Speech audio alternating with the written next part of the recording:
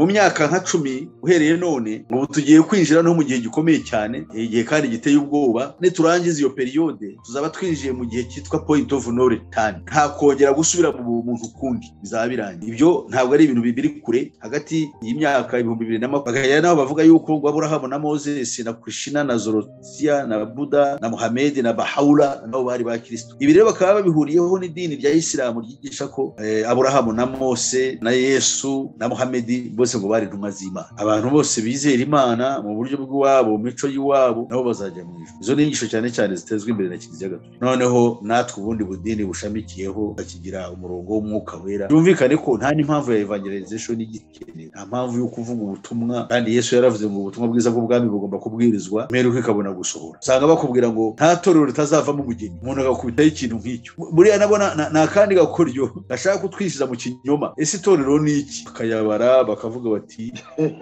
wenda na ADPR, Restoration, Zionism, nk'abadventiste, nk'abaporoso, noneho bikazaranya no muri Gatolika turimo twese, noneho tukagera no mu Islam ko bazakubwira ko na Islam nayo bavuga yisa. None ikintu gishekeje ubu ngo barimo barakira n'imyizerere isanzwe ya kera. Uzumva abantu bakubwira ngo Imana y'u Rwanda, kandi ibintu biza buhoro babandi babivuga bafite imbaraga z'umwuka ziri inyuma zemeza abantu, bakakubwira ngo Imana y'u Rwanda ni Imana. Bakavuga yuko wenda basogokuruza bayikoreraga ariko batayizi, ariko ubu barayizi. Ni naho bazakwegera bakavuga ati rero na ryangombe burya ntatandukanye na Kristo. Burya nawe ni Kristo, nuko umuntu azaba yaramaze kuba ikindi, yarageze ku cyo point of no return, ageze ahantu adashobora kuzasubira inyuma ukundi ngo abe nkuko yaraye. Igihe rero umuntu azaba ikindi kintu kikizezenge, azaba atagifite ubwigenge. Inyigisho zirindwi za New Age icyo zishinzwe ku buryo bw'umwihariko ni ukuvuga ngo muri ya gahunda yo gushyiraho leta imwe n'idini rimwe n'ifaranga rimwe, ibyo kugira ngo tubigereho ndetse no kuramya n'imurodi tatu bukomeye cyane bukurikizwa n'ubu ngubu mu madini amwe, aho bavuga Imana Data n'Umwana na Nyina. Ibintu bimeze bityo rero tuvuga Imana Data n'Umwana n'Umwuka Wera. Abangaba buri gihe bititsa kuri kiriya kintu cya kera cyo kuvuga ngo Umwana na Nyina na Se utagaragara. Muri Egiputa bamwitaga imikorere n'imyizerere y'isezerano rya kera ya Kiyahudi. Bibuke yuko Abayahudi b'iki gihe cyane cyane bagendera ku byo bita kabara, ni ibintu bijyanye no kuragura bifashishije ibyanditswe byera, babihinduye noneho gukora kwa Satani ko gushakikamo ubuhanga bw'ubumenyi. Ubwonko bwawe bugakoreshwa ku buryo bw'ubwabo buba burimo porogaramu yo bashaka ngo usohore cyangwa ukore izaba iri mu mutwe wawe.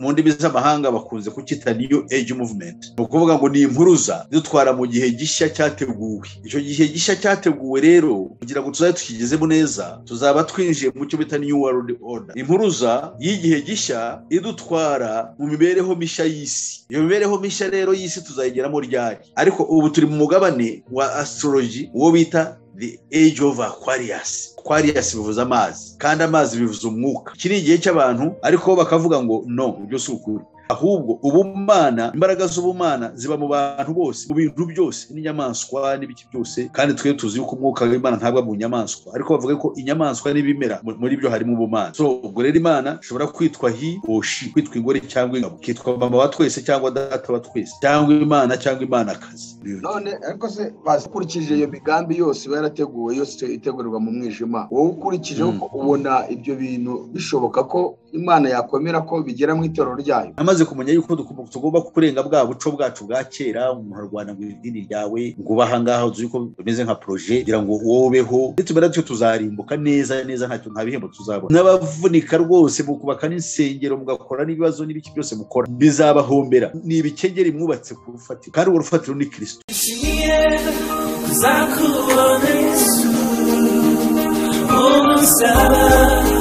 Garutse kujyana ubuzaba ugeze kuri cyo.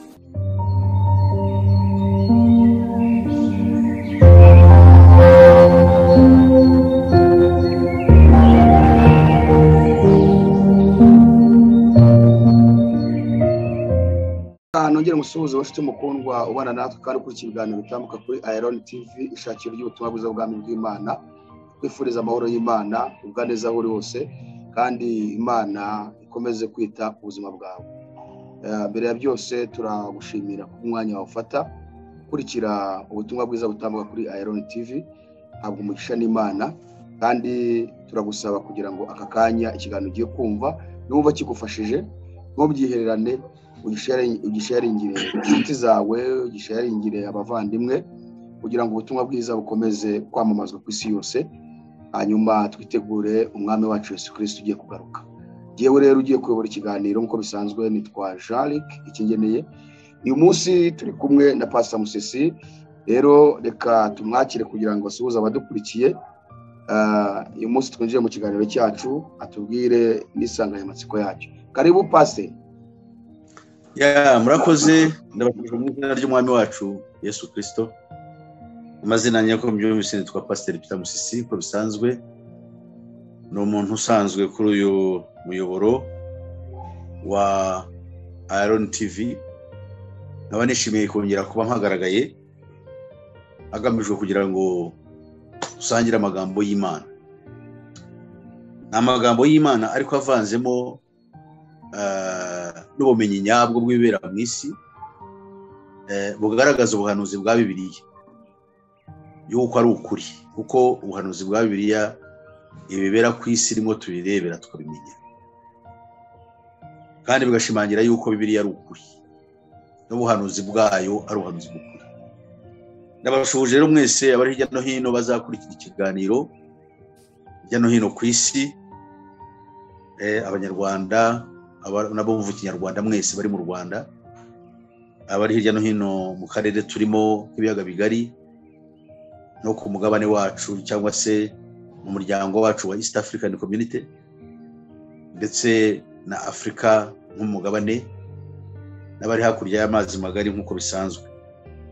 Tutibagiwe rero abavuga ikinyarwanda n'abatakivuga, abavuga abarundi, abanyamurenge, namwe mwese b'Abarwanda phone bari mu karere kacu. Ndabashuje mwese, niringiye ko ibintu bizabagirira umumaro.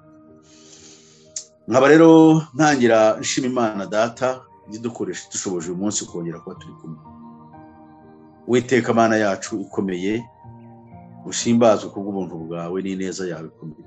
Uri Imana igira neza, uri Imana ikora ibikomeye, niyo mpamvu turiho.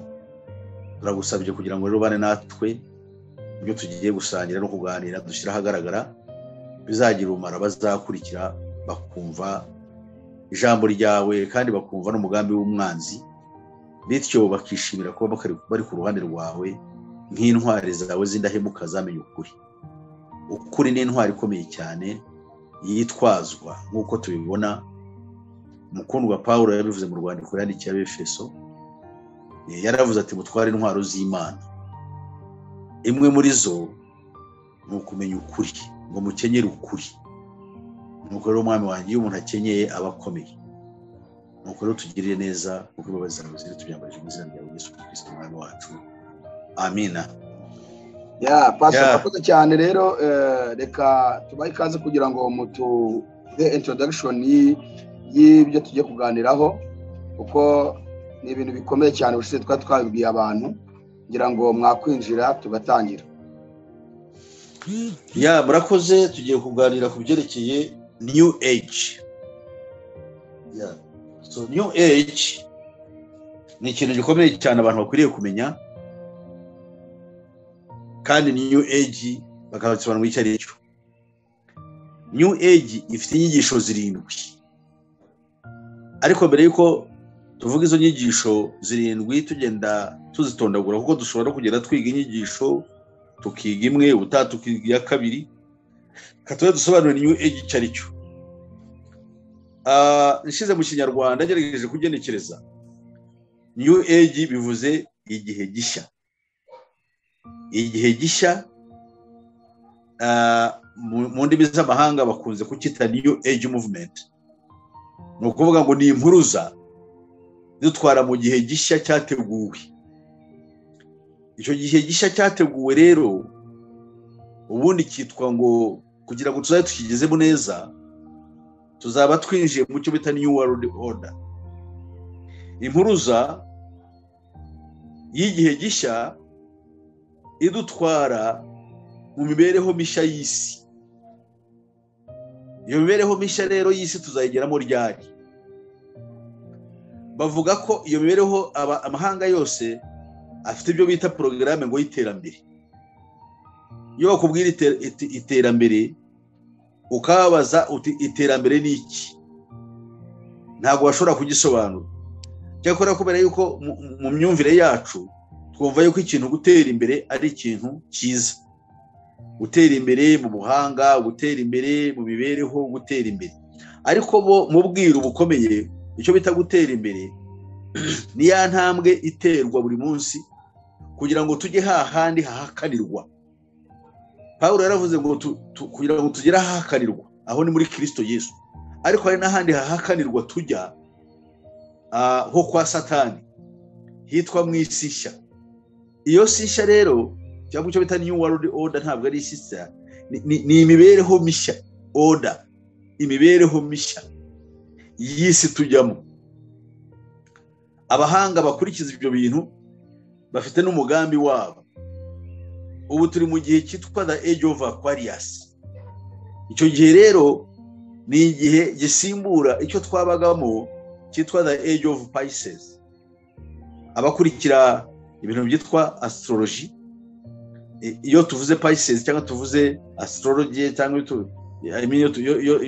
iyo tuvuze Aquarius, iyo tuvuze Capricorn, iyo tuvuze Cancer, iyo tuvuze indi migabane y'inyenyeri, bene nk'ibyo barabyumva. Ariko ubu turi mu mugabane wa astrology, uwo bita the age of Aquarius. Aquarius bivuze amazi, kandi amazi bivuze umwuka. Iki ni igihe cy'abantu kuva muri cya gihe cy'ifi tukajya mu mazi. Ubundi twari mu ifi dukurikiza ubumenyi bwo kumenya siyansi, kuko nicyo babanje kudushyiramo kugira ngo batandukanye n'Imana. Ariko siyansi cyangwa atheism, kutizera Imana, ntabwo Satani ari byo ashaka yuko ari ubukristo no kutizera Imana cyangwa kutemera Imana byombi bipfa umunsi umwe. Kuki se byombi bipfa umunsi umwe? Kuki yanga ubukristo kandi akanga no kutizera Imana? Kutizera Imana impamvu akwanga, azi yuko nihatabaho kwizera Imana mu bantu ntabwo bazashobora kumuramya, kandi intego ye nuko bamuramye akaba nk'Imana. Ubwo rero twinjira mu gihe cya Aquarius cy'abantu mutangira kumenya ko mu by'ukuri bafite ikintu bagomba kuramya. Kugira ngo ibyo rero babigereho hagomba kubaho programme ibateguriza ibyo. Iyo programme rero niyo twita New Age Movement. Hanyuma nari maze kubabwira ko ubu ngubu turi muri iyo gihe cya Aquarius, the age of Aquarius, kitwinjiza hahandi. Ni ukuvuga ngo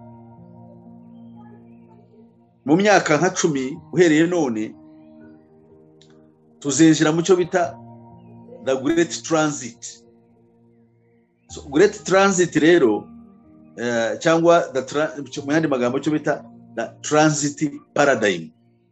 Ni igihe ubwonko bwacu, imitwe yacu izatangira gushyirwamo computer, ordinateur, tugatangira kuba dufatanyijwe na technology. Ibyo nibyo birimo bikorwa higishwa ibyitwa AI cyangwa artificial intelligence. Uburyo abantu bazaba bakoreshwa imitwe yabo cyangwa ubwonko bwacu buzatukeneye kwiga no kujya amashuri, ahubwo bagukonekita kuri programme ya computer worldwide, isi yose, net. Ukaba umenye ubwonko bwawe bugakoreshwa ku buryo bw'ubwabo buba burimo programme yo bashaka ngo usohore cyangwa ukore izabiri mu mutwe wawe. Icyo gihe rero tumara kubigeramo, muri turangiza icyo cyiciro cyitwa the paradigm shift.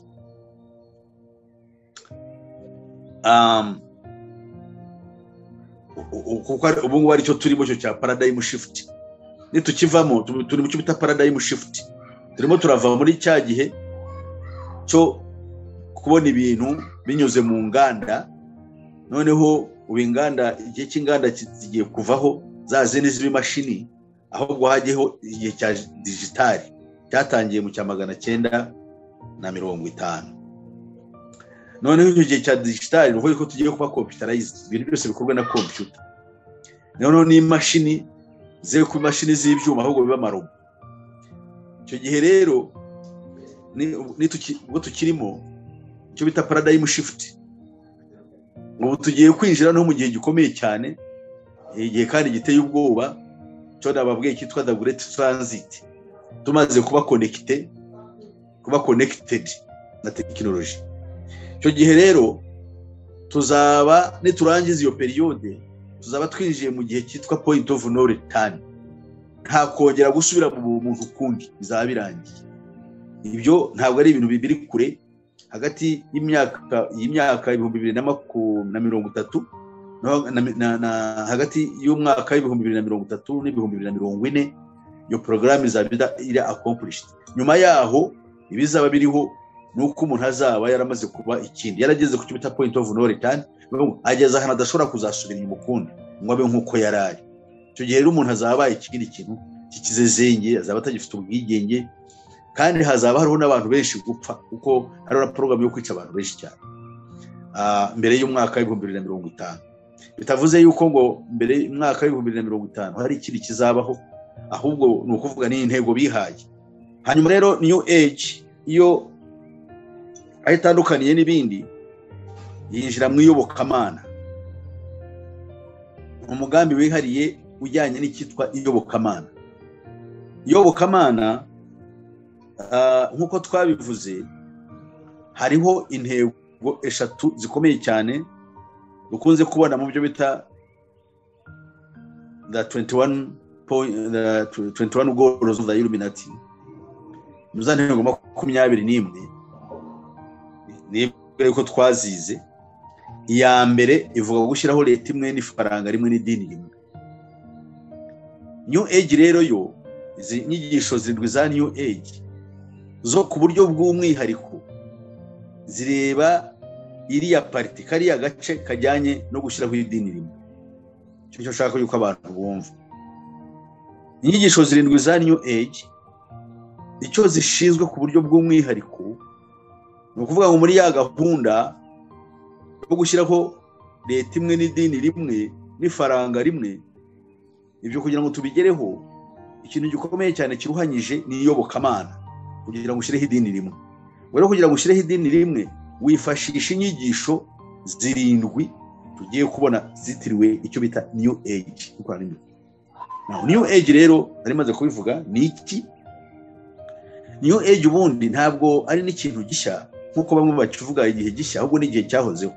Ni uburyo bwo kugarura imyizerere ya kera n'ibisengere ya kera y'Imandwa yahoze ikoreshwa muri za Egiputa, za Mesopotamiya, aho batangiriye no kuramya Semiramis, umugabekazi w'ijuru, ndetse no kuramya Nimurodi. Ubutatu bukomeye cyane bukurikizwa n'ubu ngubu mu madini amwe, aho bavuga Imana Data n'Umwana na Nyina. Ibintu bimeze bityo. Twe tuvuga Imana Data n'Umwana n'Umwuka Wera. Abangaba buri gihe bititsa kuri kiriya kintu cya kera cyo kuvuga ngo Umwana na Nyina na Se utagaragara. Muri Egiputa bamwitaga Horasi, na Nyina akitwa Isisi. Noneho Imana ubwayo ikitwa Imana Zuba. Noneho muri Egiputa barabikoraga ibyo ngibyo. Noneho muri Mesopotamiya ya kera, cyangwa aho bitaba muri Sumerian age, cyabita aba Sumerians babayeho kera, aribyo no muri no hanyuma baje kuramya baramya Nimurodi. Ubutatu bwabonekaga mu wo bita Nimurodi, wari warapfuye, ariko umugore we Semiramis akomeza kubaho, byara umwana wo bitaga Tamuzi. Abantu bo muri Isirayeli ya kera iyo bavuga ku Mana bakundaga kuramya bene ibyo ngo barira Tamuzi. Ngira ngo muri Bibiliya harahari muzahabona muri Ezekeri umuhanuzi, Yeremiya umuhanuzi n'akavuga ku mugabekazi wo mu ijuru. Ibi bintu bimeze bityo. Noneho rero iyo tugiye kuri kino kintu cyitwa new age, cyo bavuga yuko ari ukugarura bene iyo myizerere ya kera. None iyo myizerere ya kera bakayivangamo n'ubukirisitu, noneho barangiza bakayivangamo n'irindi shyano ryitwa imyizerere y'Iburasirazuba. Iyo myizerere y'Iburasirazuba rero haba harimo ubuhindu n'ububuda. Niyo mpamvu muzasanga muri kino gihe abantu bateza imbere ibintu byitwa yoga n'ibyo bita meditation cyangwa meditation, hagamijwe iki se? Kugira ngo abantu babamenyereze buhoro iyo miterere n'iyo mikorere. Abo mu Burayi bw'uburengerazuba n'abacu muri Afurika bene ibyo bintu babitwinjizamo bavuga ngo ni siporo, ngo turakora yoga, ariko mu by'ukuri batwizamo ibintu bikomeye cyane bijyanye n'imyumvire. Ikindi cya kabiri, nko muri Afurika batwinjizamo n'ibintu byo kuragura no kuroga byahozeho kera, imbaraga za gikonikoni n'imandwa. Bakongera bakinjizamo n'ibintu bya western humanism. Iyo ni filozofi yo kwemera ko umuntu muri we afite ububasha bwo gukora ibintu byose, kandi iyo filozofi imeze ityo ni ya kera, ikomoka mu Bagiriki, mu bantu bitwaga abagnostics. Bigishaga ko umuntu muri we afite icyo bita the spark of God cyangwa the divine spark, ni ukuvuga akamenyetso muri we k'ubumana. Mbese umuntu ashobora kuba Imana. Aho kantu rero k'ubumana cyangwa mu Kinyarwanda icyo twakwita agashashi kaba kari muri wowe, ni ukuvuga ngo icyo ukeneye ni ukugakangura. Umara kugakangura ukaba nk'Imana. So niyo rero twavuga yuko mu make ni uruvange babera iyo mikorere mu buryo bw'imyizerere, hagamijwe kugira ngo imyizerere y'amoko yose ihurizwe hamwe. Yahozeho kera, ndetse n'ibingibi bigenda bizamo, harimo na za siyansi, kuko siyansi ubwayo nabona ubundi bwenge buturuka mu muntu, ubumenyi bushingiye ku buhanga, ibyo twita observation and experiments. Abantu rero bakagenda bagira ubumenyi ariko buturuka muri bo, bujyanye n'icyo twita sensory knowledge, bijyanye n'icyo umuntu amenya agasobanukirwa, ataruva mu bundi buhanga afite bujyanye n'ihishurirwa.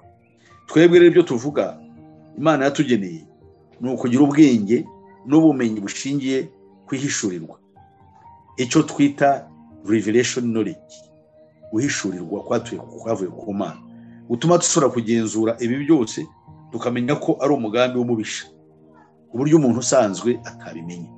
So rero muri urwo ruvangitirane bakurura rw'imikorere ya kera, uzasanga yuko icyo bita idini rimwe ririho, Bibiliya yitwa igishushanyo gisengwa, bigiye kuzashingira kuri iryo hame.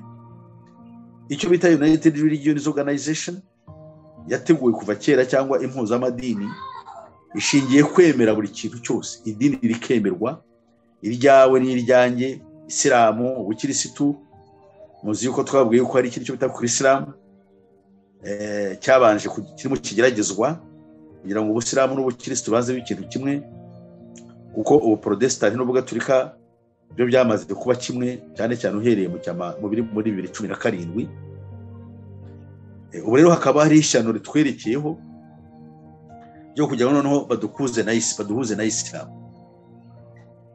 ndetse na Judaism cyangwa Judaism. Ibyo ni ukuvuga imikorere n'imyizerere y'isezerano rya kera ya Kiyahudi. Wibuke yuko Abayahudi b'iki gihe cyane cyane bagendera ku byo bita kabara, ni ibintu bijyanye no kuragura bifashishije ibyanditswe byera, babihinduye noneho gukora kwa Satani ko gushakikamo ubuhanga bw'ubumenyi, no kuragurira abantu. Ibyo rero bikaba ari ibintu bibi bigenda byiyongera ku isi. Ibyo nimara bigera ko niyo ntambara barimo barwana, kandi birorohera abantu b'iki gihe, ko abantu b'iki gihe bafite ikibazo bafite cyo kutamenya ni ikihe.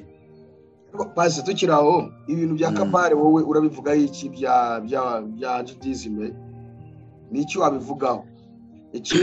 No, kabara ni ibintu by'ubukonikoni, ubukonikoni bwa Kiyahudi.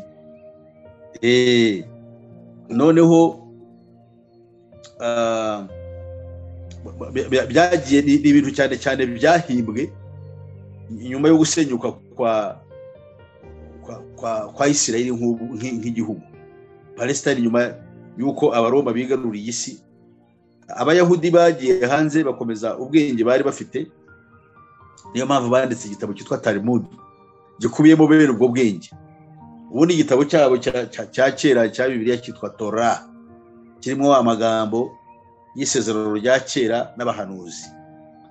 Noneho rero baje guhimba ubwenge bukonikoni, noneho bushingiye ku bupfumu bwa force buri bwa gisatani bukubiye mu gitabo cyitwa Talmud. Noneho rero ni muri ubwo buhanga bashakishamo bagakoresha ubwo bukonikoni bagamije kugira ngo abari mu isi babamenye. Icyo nashaka ariko si ukwibanda cyane kuri bo, uko buriya banditse n'ibindi bintu, bafite n'ibindi bintu banditse by'ubuhanga byitwa the protocols of the land elders of Zion. Birimo ingingo nyinshi cyane z'ukuntu isi izagenda yigarurirwa igenda ihinduka, uburyo bwa politike no mu mibereho no mu myemerere, kandi ibyo bintu birimo birakurikizwa.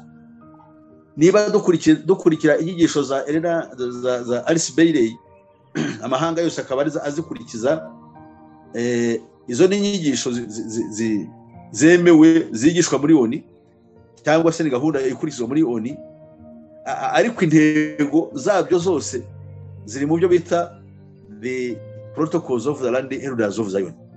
Ni ibintu bishikeje cyane kubijyamo, byatuma umuntu yibaza niyo tuva niyo tujya bigakomera, kuko ibi byose tugenda tugeramo bose barabiteguye kandi biranditse.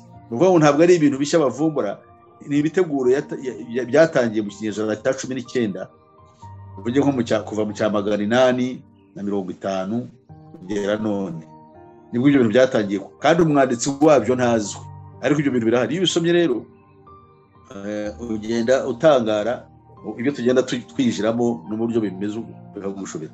Hari ibintu tujya tubona biri mu madini, harimo imibyinire iri mu madini, noneho basigaye babyina nk'abakora siporo ngo ni ibisirimba. Hakaza noneho rero n'indi mihango, nabaye nk'ucukumbura gato kuri ibintu bya kabare jiwifu, ariko ntabwo ndabimenya kuko mbona bafite ibimenyetso byinshi. N'ibihe bimenyetso watwereka bise biri mu madini, birahari mu madini, hari ababikoresha ibimenyetso byabo. Urugero hano mu Rwanda, iriya mibyinire yacu abantu bakubitana ibibuno, ubundi ni imibyinire ya kera y'imandwa za Kinyarwanda. Mu nsengero uzarebe ntabwo babyina baca umugara cyangwa se ari ikinimba nk'ibindi, usanga babyina bahenderetse bakubitana ibibuno, bakoze ibintu by'urushara rupfuye, numenye ko ari Kinyarwanda. Biriya ni imibyinire y'imandwa ya kera, kuko mu mandwa umuntu yavugaga ibyo yabonye akagira imyuka ikamuzaho. N'ubu rero barabyina, amara kubyina ukabona umuntu ajeho n'umwuka, ubwo ni umwuka wera, agatangira akavuga ibintu ngo Imana imubwiye. Ibyo na kera mu mandwa niko ababaga buriwe n'imandwa niko bakora. Ibiriya rero byo gusirimba byo naje kumenya yuko ari imandwa nanone z'abantu bitwa ababembe. Iriya mibyinire ni imandwa z'ababembe, abantu bo muri Kongo bitwa ababembe. Abacu rero b'Abanyamurenge n'abandi bagiye bafata bene nka biriya bakabizana bakabibyinira mu nsengero. Yabyiruka we kibwira yuko ari abyinira Imana, kuko bibwira yuko kubyinira Imana ari kuriya. Noneho ntibamenye yuko ahubwo barimo bamamaza Satani. Ibi rero ni ibintu bikomeye. Muri Uganda n'ahandi bazabibona bimeze nk'ibyo. Imibyinire yarahindutse, usange babyinira imbyino za gakondo, ngo Imana ngo tugomba kwibyinira mu buryo bwari bwo bwose, kandi Imana ntabwo ikeneye kubyinirwa muri ibyo ngibyo. Imana ifite uko ishaka, ntabwo ikeneye bene ibimeze bityo. Ariko icyo nashaka kuvuga nuko ibyo byose bihuriza hamwe n'iyi gahunda nababwiye yitwa New Age, uruvangavange rw'imyizerere muri siyansi bakabizana muri filozofi, birimo mu byo bita science fiction, birimo kugira ngo umuntu bimurangize. No byavaho bikajya no mu iyobokamana, hakazamo ubusiramu n'ubukirisitu bigomba kujyamo. Noneho kugira ngo buri muntu wese mu myizerere yibone muri icyo kintu, ariho kintu tuzi twavuze ko cyitwa igishushanyo gisengwa. Nibwira yuko ariho naringeze. Noneho n'ababuda bakibonamo, cyane cyane ko uburyo bw'imisengero buzaba bushingiye ku bubuda. Noneho ko tuzayibona muri zino nyigisho zirindwi, harimo ingingo ihakana Yesu yuko atari we Kristo wenyine. Aha rero bakaba batwinjiranye ahantu hakomeye, ari nayo nyigisho ya mbere yabo muri za zindi zirindwi.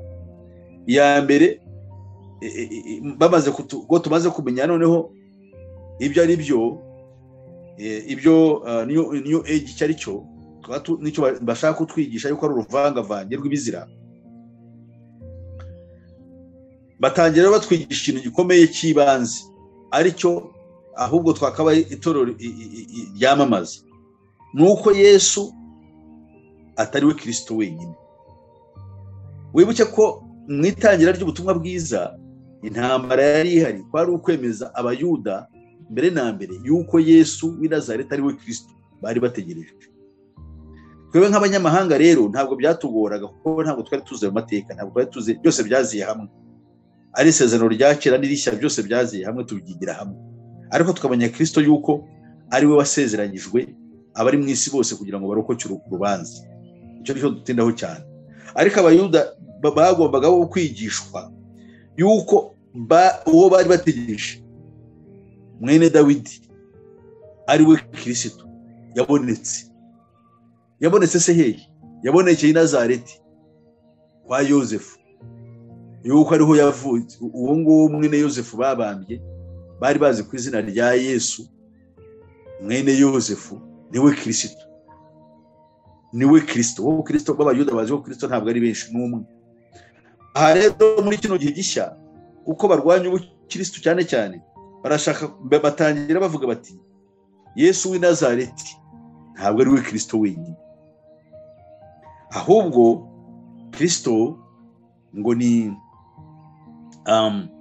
umwuka umuntu wese wawuhawe abakristo. Ndetse natwe ubwacu ngo iyo twigenzuye ngo tukimenya ngo natwe ubwacu tuba turi ba Kristo. Byumvikane ko agaciro ka Kristo nta kuko buri muntu wese ashobora kuba yabo. Ndetse bagahamya yuko Kristo abantu nka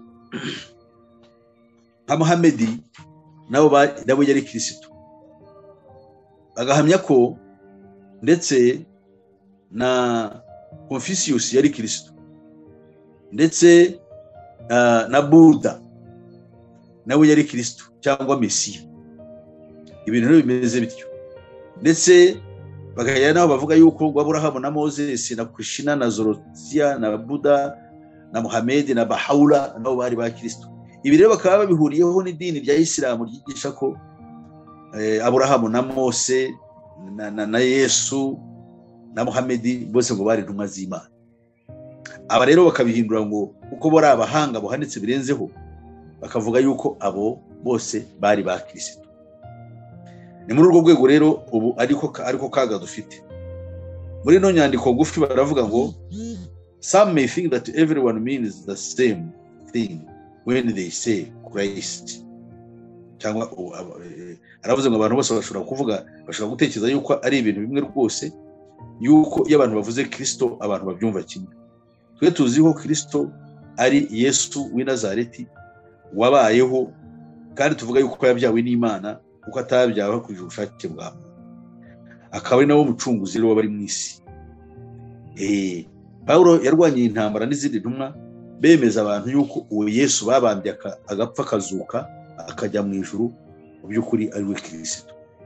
Ab'iki gihe rero ba New Age barashaka kutubwira ngo ya Kristo ntabwo ari wowe wenyine, ahubwo abantu nka Confucius, nka Muhammad, nka Buddha, nka Krishna nabo bari ba Kristo. Noneho bakongeraho bakavuga ngo nawe ubwa Kristo nawe urabufite, icyo bukeneye ni ukububyutsa. Mu yandi magambo ntukeneye Kristo nk'umucunguzi. Ubundi ijambo Kristo bivuze cyangwa Mesiya bivuze wasizwe amavuta. Imana yahisemo kugira ngo kiza bari mu isi. Ubu rero ibirwanyije uba winjiye mu kintu gikomeye cyane kandi kibabaje cyo kurwanya ukuri. Ubwo rero abo ngo barabirwanya batyo buhoro buhoro, abantu bakaba babakurikira. Iyo niyo ngingo inyigisho yabo ya mbere. Tumenye ngo Kristo ntabwo ari Yesu w'i Nazareti wenyine, ahubwo Kristo ni umuntu wese bakangutse agakangura impano afite muri we y'ubumana imubamo. Kandi nkuko nakubwiye iyo ni imyigishirize ya kera cyane ikomoka mu bantu bitwa abagnostics babayeho kera, bakaba bakomoka mu bafilozofi ba kera bagira iki. Cyakora hari n'andi makuru mfite ko abagira iki nabo ubwabo ntiba iyo filozofi ikomoka muri bo gusa, ahubwo ikomoka mu Bahindu. Ibyo nabyo ni ibintu turimo dukoramo ubushakashatsi. Ikomoka mu Bahindu, ni imyizerere ya kera n'ubuhanga bwa kera. Ubuhindu, Hinduyizime cyangwa Hinduyizime niyo dini riruta ayandi yose ku isi. Imyaka 6,000 mbere ya Kristo ryariho, ryarishingiye rero ku kubandwa no kuramya ibigirwamana, ariko byose bikaba bikomoka hirya iyo ngiyo kure cyane muri Sumerianism n'ibindi nk'uko twari twabivuze. So rero nagira ngo iyi nyigisho cyangwa iyi nyigisho ya mbere ishaka kwerekana ko Kristo atari we Yesu atari we Kristo wenyine, muzayumva aho bakubwira yuko n'imvugo izaje zivuga ngo Yesu ntabwo ari we nzira wenyine ijyana mu ijuru. Abantu bose bizera Imana mu buryo bw'iwabo, mu mico y'iwabo, nabo bazajya mu ijuru. Izo ni inyigisho cyane cyane zitezwe imbere na Kiliziya Gatolika. Noneho natwe ubundi budini bushamikiyeho tutakigira umurongo w'Umwuka Wera, tukabihamya tugakurikira dutyo twese. Byumvikane ko nta n'impamvu ya evangelization igikenewe, nta mpamvu yo kuvuga ubutumwa, kandi Yesu yaravuze ngo ubutumwa bwiza bw'ubwami bugomba kubwirizwa imperuka ikabona gusohora. Ni Matayo 24:14. Noneho batoya ubu byararangiye, ahubwo abantu bose aho bari, aho umuntu ahagaze niho abonera umucyo, ngo niho abone buri muntu ahari wizuba riramwakira. Ibyo rero bikaba ari indi gahunda, kandi buhoro buhoro iratwinjiramo. Ko umuntu arakubwira, hari naho bakubwira no mu kirokore cyacu, ibingibi byaje byitwa uburokore, arimo twese muri twe tubarizwa. Usanga bakubwira ngo nta torero ritazavamo umugeni, umuntu agakubitaho ikintu nk'icyo. Buriya nabona nta kandi gakoryo gashaka kutwishiza mu kinyoma, ukabuze itorero runaka, ese itorero ni iki? Bakayabara bakavuga bati wenda na ADPR, Restoration, Zionism, Zion Temple, ibintu nk'ibyo. Ariko kandi bakagera mu yandi madini nk'Abadventiste, nk'Abaporoso, noneho bikazaranya no muri Gatolika turimo twese, noneho tukagera no muri Isilamu, ko bazakubwira ko na Isilamu nayo bavuga Isa buni Mariam, kandi bavuga buni Mariam ntabwo tumwemera, ko twe tuzi yuko Yesu atari mwene Mariya. Iyo bivuze mwene Mariya no kumufobya. Yesu n'umwana w'Imana, igabo ni yibyara. Niyo mpamvu Yohana yavuze ati uwo ntabwo yavutse kubw'ubushake bw'umugabo, yavutse kubw'ubushake bw'umuntu. Umugabo ni ubyara, ntabwo habyara. Umugore ni ikibitsanyo umuntu ajyamwe ntangiga igakuriramo akabyara. Nabo bene wacu baragenda bakagira ngo ni bini Mariam. Ibyo ni ishyano. Ese niba ari bini Mariam ni mwene ni ikinyandaro se ni abantu bacu batugeze kure rwose. None base tukiraho turashaka kugira ngo twibutse abantu ibyo ku ngingo turimo turigaho. Uri kutubwira ku nyigisho 7. Izi nyigisho ni bande baziteguye haryo? Izi nyigisho za New Age nazo zifitanye isano n'inyigisho za uyu nguyu nakubwiye, Alice Bailey. Abifitemo gahunda, ariko si we wenyine, ahubwo ni uruvange rw'abanditsi b'abahanga bagenda bazana ibintu kimwe. Uko urumva harimo imyigishirize, urumva harimo imyizerere ya gipagani. Nongeye nibutsa abantu yuko New Age z'inyigisho 7 zo zibanda ku gusenya ubukirisitu. Niyo mpamvu zataka nyiri ubukirisitu ubwo ari we Yesu, bakavuga ko atari Kristo wenyine. Kandi nkakubwira ngo ibi nabaririza kuvuga yuko Yesu ari we nzira n'ukuri n'ubugingo wenyine ku isi, abantu baragenda babirwanya hose. Ndetse iyo cyo ta Christendom cyangwa ubukirisitu iyo tuvuze ibyo ngibyo nabyo bisaba ubwenge kubisobanura. Iyo tuvuze ubukirisitu tuba tuvuga amadini yose avuga Yesu yuko ari kirisitu, harimo na Gatolika, harimo n'ibindi, kandi ibyo ntabwo bihuriye n'ukuri.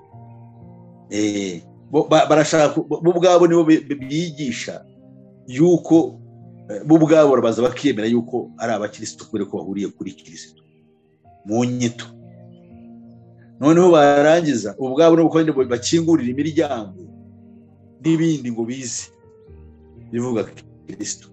Nka Isilamu n'urugero bamaze kuyakira, na Buddhism cyangwa Buddhism na Hinduism barabyakira.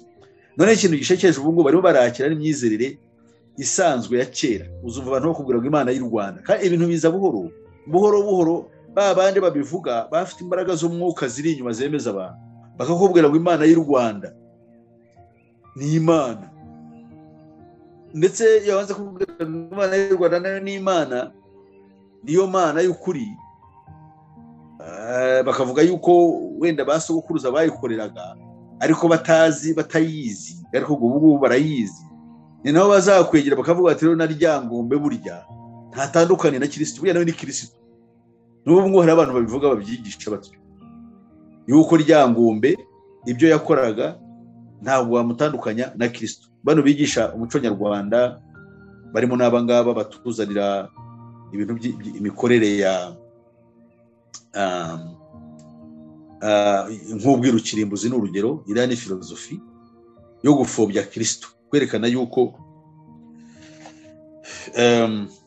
na ryangombe burya yari afite qualities za kirisitu. Ni ukuvuga ngo mu nyigisho za New Age izi ngizi tubonye 7 umaze kutubwira iya mbere ko ari uguhakana ko Kristo ari umwe, ahubwo aribo ba Kristo benshi. Ba Kristo benshi baje, kandi ko twebwe je nawe ikibazo cy'ubujiji kitugarije, cyo gituma tutamenya yuko natwe turi ba Kristo. Akeneye gukanda akabuto ahantu imbaraga n'ubudahangarwa bwacu bw'Ukristo bukaboneka, ubwo boni kavukire. Niba ari kavukire rero ntabwo dukeneye umucunguzi. Wari uvuze kuri izi Imana zose, hari icyo ashaka kubaza kubirebana n'Imana yitwa Krishna. Ubundi Krishna bagiye tubona no ku mafilime abantu baba barimo kubireba ngo umuntu wakizaga abantu. Krishna bundi mu Bahinde yigeze abaho? Ubundi Krishna bavuga yuko ari umwana w'Imana yitwa Brahma. Ikaba ariyo mana nkuru, cyo bita Godhead, niwe nkomoko y'ubumana, kandi bakayifatanya yuko ubundi Brahma ari isanzure. Ingingo ya kabiri wenda twaziga icyo twita inyigisho ya kabiri, yo ishimangira ko Imana iri personal. N'ayandi magambo ntabwo ari nk'uko tuyita tuvuga ngo Imana data tukaba tuyihaye igitsina gabo, akaba ari Imana yego n'umwuka, ariko ku rundi ruhande ubwenge bwacu katuzamo nk'Imana ifite ishusho n'umwemere wa kigabo, uko Bibiliya ivuga yuko umugabo ari ishusho y'Imana. Imana yamuremye mu ishusho yayo.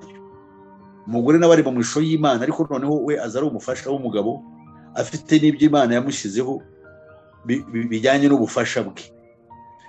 Noneho bo bakakwereka ko Imana atari uko imeze. Imana ni impersonal, ni ukuvuga ngo ntifatika, ntabwo ifite n'ukwisa. Ishobora kwitwa she or he, kuba ingore cyangwa kuba ingabo cyangwa byombi, kandi ni isanzure, ndetse ikaba igizwe n'imbaraga gusa zitagaragara, icyo bita energy forces. Noneho wenda kadukomezanye niyo nyigisho, yo ikabivuga ngo ibintu byose harimo n'umuntu n'ibiti usibye amabuye, wenda ibintu byose bishobora gukura bikabaho bigapfa, bifite muri byo ubuzima, bikora ikintu kimwe, kandi icyo kintu niyo Mana, icyo twita universal mind. Ni ukuvuga ubumenyi bw'iteka ryose, the universal mind, cyangwa ibyo bita eternity. Ibyo rero bikaba ari byo byitwa Imana. bikaba ari na byose inkomoko ya byose ndetse no kumenya ibyo bita eternal consciousness, kubaho ku iteka ryose uzi byose udafite umubiri ari kuriho. Noneho bakongera bakavuga yuko ari wowe mu gihe utandukanye n'ubujiji burimo ukava no muri uyu mubiri uzifatanya na kwa kumenya no kubaho ku iteka ryose witwa isanzure. Kandi iyo Mana bakavuga yuko iba mu bantu bose. Twe tuzi yuko umuntu yari mu misho y'Imana ariko yaraguye. Ni ryari umuntu se yongera kwiyunga n'Imana? Cyagihe hawe umwuka w'Imana muri Yesu Kristo. Ariko bakavuga ngo no, ibyo si ukuri. Ahubwo ubumana, imbaraga z'ubumana ziba mu bantu bose, mu bintu byose, n'ubwo zivuga abantu, mu bintu byose, n'inyamaswa n'ibiki byose. Kandi twe tuzi yuko umwuka w'Imana ntabwo mu nyamaswa, ariko bavuga ko inyamaswa n'ibimera byose harimo muri byo harimo ubumana. So ubwo rero Imana ishobora kwitwa hi oshi, kwitwa ingore cyangwa ingabo, kitwa mama wa twese cyangwa data wa twese, cyangwa Imana cyangwa Imanakazi. So uko wabyita ntacyo bivuze kuri bo, gusa nuko Imana ari isanzure. None pasi ubwo ndukuvuga ngo iyo ni inyigisho ya kabiri yabo ya New Age. Yes. Hanyuma se intego yabo nuko izi nyigisho za sensibilizwa mu madini hirya no hino ku isi akaba ari byo byigishwa abantu bakemera nk'ukuri, bakabyemera nk'ukuri. Iri ryo bashaka kwigisha kugira ngo mbese umuntu bamuteshe umutwe, kuko bagiye gushyiraho igishushanyo gisengwa nk'uko nabivuze kandi nkunze kubivuga. Bibiliya ivuga mu byahishuwe 13 umurongo wa 14 kugera ku murongo wa 15 yuko igishushanyo gisengwa kizashyirwaho abantu bakagikurikira. Noneho igishushanyo gisengwa cyamara gukurikirwa n'abantu bose kikaba ari urudubi rw'imyizerere, ariko buri muntu akakibona akurikije uko ari. Tuvuge naba uramya abadayimoni cyangwa usuramye imyizerere ukurikije imyizerere ya gihanga nk'uko tubyita hano mu Kinyarwanda, bikaba bihagije. Cyakora icyo bazakwigisha ko tuzayibona mu ngingo kugira ngo inyigisho yabo ya 5 tuzabigeraho, ntabwo twabigeraho nonaha. Iyo ishaka gushimangira ko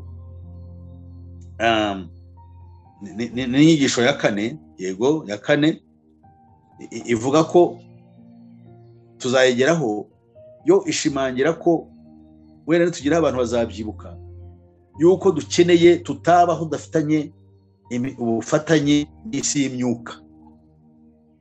Byumvikane ko impamvu tuvuga ngo turi mu gihe cyitwa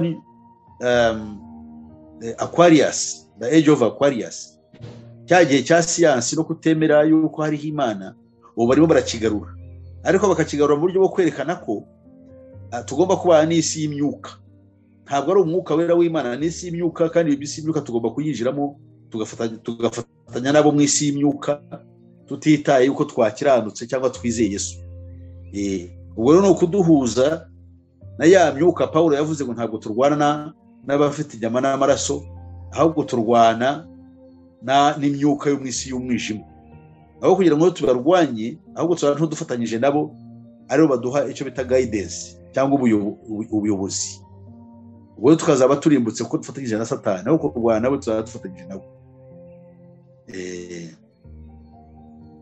Cyo navuga.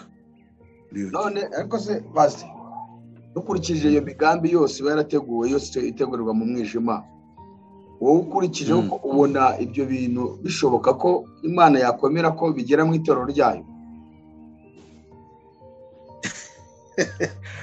Itorero se riri hehe? Ni ukuvuga mbere ko itorero abantu barebera muri context ngo y'inyubako, urabona ko gukora kwa Satani. Buriya kubaka biriya bintu byo kubaka za katedrali, abantu bagera ku rusengero bareba icyubahiro cyarwo bagapfukamya bakaramya, biriya ni ibintu bikomeye cyane. Mu Cyongereza babyita ngo ni temple religiosity, ikintu gishingiye ku ngoro, iyobokamana rishingiye ku ngoro. ibyo rero ni ibintu bipfuye. Ubundi itorero rishingiye ni inzu y'umwuka. Bibiliya itwigisha yuko Yesu ari umutwe w'inyubako cyangwa icyo twita inzu y'umwuka igizwe n'ingingo zinyuranye ari bo bera bayubatseho, ariko umutwe akaba ari Kristo. Ibi rero ni ibintu bitagaragara, ntabwo umuntu abibura n'amaso. Niyo uvuze idini rifatika ryanjye cyangwa ry'undi, ubu duhemukiye kuko biriya bintu ntabwo bihuriye n'imbaraga z'Imana. Ibi bintu biba biri aha cyo kari abantu batozwa kuramya, kuko abantu nakubwiye yuko abantu ubumenyi bafite mu Cyongereza byitwa ngo ni sensory knowledge. No bumenyi bushingiye kuri za senses eshanu, nko kumva, wumvisha amatwi, kumva wumvisha umubiri, kureba, kunukira gukoresheje amazuru, kugerageza uburyohe cyangwa ububihe ukoresheje ururimi. Numva arizo the 5 senses. Ibyo rero ni ubwenge bwacu bugarukira. None iyo utangiye kureba ibyo twumva n'ibyo tureba n'ibyo dukoraho tukumva, ubwenge bwacu bugarukiye aho ngaho. Ubwo rero haba siyansi haba ubundi buhanga bwa muntu na filozofi irimo n'iki byose, ntabwo twazagira ubumenyi burenze ubwo. Izo nizo limitations zacu, niho bugarukira. Tuba dukeneye icyo twita revelation. Revelation ni ihishurirwa itutse ku Mana Data. Imana ikagukura muri urwo rwobo. Burya Yesu yafashije ababanje kububona bwa mbere, bari yahaye ubutumwa arababwira ngo abungura ubwenge ngo bamenye basobanukirwe n'ibyanditswe. No se atakunguye ubwenge wamenye uti Imana ibyo ugomba gukora ukoresha ubwenge bwawe nta kintu wazagira. Twari tumaze kubona ko Imana twe tuyibona nka Data wa twese, umuremyi. Yego ni umwuka ariko arihariye no kwera kwe. Bo bakabona yuko Imana rero ari isanzure ndetse ibintu byose Imana ibibamo. Iyo ni imyigishirize yo bita pantheism, ivuga amahame y'imyizerere ya Gihindu na Kibuda, ivuga yuko Imana iba mu bintu byose. Kandi Imana ntabwo ari uko imeze. Ubumana bwayo burihariye. Ubumana bwayo bubonerwa muri Yesu Kristo iyo umuntu amaze kumwakira. Nibwo umuntu yongera akazuka, akaba afitanye ubumwe na Data ndetse akaba ari umwe n'Imana muri rusange. Bo rero ibyo hame n'ibyo barwanya kugira ngo bagere ku kindi bashaka kudushyiramo. So muri make rero ngiyo Imana bashaka kugira ngo dukorere kandi tugenderemo. Ibimenyetso byayo biri ahantu hose, biza tubireba ntitubimenye. Niba umuntu akubwiye ngo Imana y'u Rwanda niyo Mana, aho kana ukagafata mutyo, nta itandukaniye n'Imana yo muri Bibiliya, uwo muntu arakuroze. Umuntu nakubwira ngo itorero ryose hazavamo umugeni, itorero agatangira akabanza akakubwira amadini y'abarokore, wajya gusaba ugasanga n'abayaporoso yayijijemo, wajya gusaba ugasanga na kiliziya nayo noneho yinjiyemo, kuko bazakubwira bati mu idini hose hazavamo umugeni. Mu kanya gato batari kubura na Isilamu nayo nta kibazo kifite. Iryo hame ubu ngubu rirahari. Mbese uzasanga harimo umwanditsi umwe ushaka kutwereka ko narabikurikiye yuko ngo aba bantu barwanya ngo Imana ngo y'abakristo n'abayisilamu. Ubwo naba Imana tuyemeye yuko n'abayisilamu iyo baramya ari Imana n'abakristo, nazo turimo turayoba, ntabwo twari twamenya neza Imana icyo ari cyo. Ibyo rero bikaba ari ikibazo kigoranye cyane. Hanyuma baze ko numva ibintu bisa nkaho abantu bagoswe impande zose, kandi abantu bakaba badashaka kumva ubutumwa bwiza bw'ubwami bw'Imana kubera nyine uwo mwuka w'amadini bagiye babamo, kandi wumva ibyo byose bigenda byinjira mu madini yose. Ni iki wabwira abantu kubirebana n'agaciro ka Bibiliya ndetse n'agakiza ishingiro ryako? Niki kibigaragaza? Kuko abantu niba batangiye gushaka gusenga Imana y'ibintu byose, bagasenga niba abandi bazasenga n'ibiti, bagasenga n'amabuye, nkuko n'ubundi kera byari bimeze abisiraye baruga bagwa muri icyo kintu. Ni iyo message waba ukurikije ijambo ry'Imana rivuga n'uburyo tweretse ko hari abantu bashaka kugarura abantu mu mana z'imico y'iwacu, atari Imana umuremyi w'ijuru n'isi. Icyo naho abantu nongera gukangurira abantu, niyo abantu bumva yuko bashaka kujya mu ijuru, niyo abantu bashaka gukira akaga tugiye kwinjiramo, niba abantu bafite ubushake bazumva kino kiganiro cyo kugira ngo bamenye bazajye mu ijuru kandi babaye n'Imana nyayo, nibatangire bakanguke basome Bibiliya, babaze ibibazo, nibishoboka tuzajya dukora n'uburyo bwo guhura n'abantu benshi tubaganirize, kandi nzi yuko n'Imana hari abantu benshi bazakanguka. Yewe ntangira kwigisha bino bintu abantu benshi ntabwo bari bakabyitayeho, ariko aho bimaze kuza abantu benshi bagiye baboneka. Nk'ubu dufite bene data mushiki wacu Clarisse aragerageza akagira ibyo avuga, uriya mwene data uri Canada Haguma Gatsi, Jean Bosco n'abandi turagenda tubabona, n'abandi Imana igenda ihishurira. Noneho yego ntabwo twari twagera ku rwego rwo gusobanura ibintu, wenda simbizi umuntu byo nabyo yabireba ku ruhande rwihariye, ariko nibura hariho ubushake bw'abantu ku expose kugira ngo tuve muri ubwo bujiji. Noneho izo mbaraga ko zaya tuzihuza, we natwe niba na ngombwa twahura tugahugurana muri bimwe na bimwe kugira ngo tugire imyumvire imwe n'umuyoboro umwe. Ariko abantu benshi kizagera Imana yo ibonye nk'ibyo bitangiye iriyubakira, abantu bakamenya ukuri, abantu bagatangira bakarwana intambara. Kuko ubwo intambara turwana namaze kumenya yuko tugomba kurenga bwa buco bwacu bwa kera. Umuntu arwana ngo idini ryawe ngo ubaha ngaho uzi ko bimeze nka projet kugira ngo wobeho, nitumera cyo tuzarimbuka neza ntacyo nta bihembo tuzabona. N'abavunika rwose mu kubaka n'insengero mugakora n'ibibazo n'ibiki byose mukora bizabahombera mu gihe bigaragaye yuko mwubatse ni ibikengeri mwubatse ku rufatiro, kandi urufatiro ni Kristo. Ibyo umurimo wanyu uzashya, ntacyo rero muzunguka. Wenda ubugingo bwanyu bushobora kurokoka, ariko ibikengeri byawe bizashya. Byumvikane ko ibikengeri se nibandi niba abantu bubakaga ku rufatiro batigeze bahabwa. Yakora wowe ushobora kurokoka kutashenye urufatiro. Ubu ngubu ikigezweho ni ugusenya urufatiro, abantu bakubaka ibindi, bubaka kuri Antikristo aho kubaka kuri Kristo. Abameze batero basenya urufatiro rwashyizweho. Paulo yavuze ati nta rufatiro rushya nshyiraho, urufatiro nshyiraho ni Kristo. Ntabwo Paulo ari wazanye Kristo, ariko yerekaga abantu yuko Kristo ariwe abantu bakeneye kugira ngo babeho, niwe murengezi wabo. None Kristo muvanyeho, urashyiraho ibindi, urazanye imyanda yose y'amayeri yose kugira ngo abantu bayobe. Abantu bizera ibinyoma, bizera Imana y'u Rwanda, bizera Imana y'Abayisilamu, bizera abantu bose bavuga Imana itagaragara yuko nabo bazajya mu ijuru. Umugeni azava mu matorero yose, azazana umugeni. Amatorero bajya kuvuga ngo mbazuta amatorero ni iki? Ngo ni amadini, kandi ibyo bihabanye n'ukuri. Ni byiza rero ko dukanguka tugasubira ku rufatiro rw'ukuri wa Yesu Kristo. Imana ibahe umugisha. Niko narangiza mu Pastor, turabashimiye cyane ku iki kiganiro, kandi ngira ngo dutangiye inyigisho zikomeye cyane, kuko niba abantu bose bashaka kubahuriza ku kintu kimwe ngo basenge Imana imwe, kandi wareba ukabona Imana bari kubabwira gusenga si Imana umuremyi w'ijuru n'isi, ni ikibazo gikomeye abantu bakwiye kumenya. Kandi mbona ari ibintu bizagenda bicengeramo gake gake, abantu bose bakaza kwira turuva bamaze kugera muri icyo kintu bose, kandi badashobora kukivanamo. Rero turabashimiye cyane rwose. Imana ibahe umugisha. Telefone yanjye ni nkuko bisanzwe ni 0788 50 60 76. Nkaba mboneka no kuri AYALONI aho ngaho inyigisho ndazatanga, ariko nkagira n'urubuga rwihariye rwitwa Pastor Peter Musisi Official, aho ngira nigisha inyigisho zirimo n'icyago n'inyigisho ikomeye cyane abantu bakwiriye guha agaciro, yitwa ubuyobe mpuzamadini. Ubwo rero nibo ubuyobe bubaye mpuzamadini, kandi abantu bakaba bakubwira ngo muri ayo madini mo tuzarokokera, niho nta hatazava umugeni. Baba babeshye.